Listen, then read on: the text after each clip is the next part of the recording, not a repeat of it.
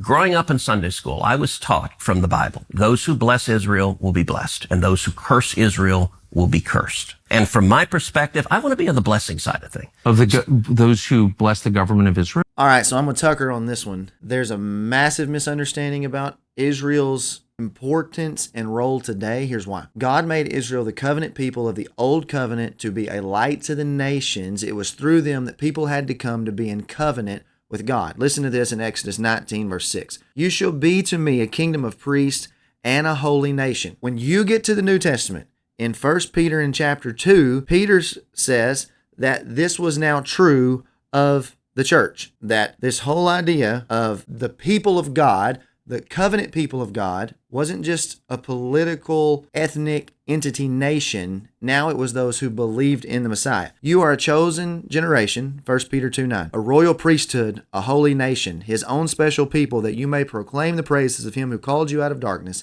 into his marvelous light. Say, Zach, that's replacement theology. It's not replacement theology. It's fulfillment theology. There are people who are ethnically Israel in the church, but the goal was to reach the nations. Thus, God's promise to Abraham back in Genesis 12, which is the passage that they're talking about, that Abraham would become the father of many nations.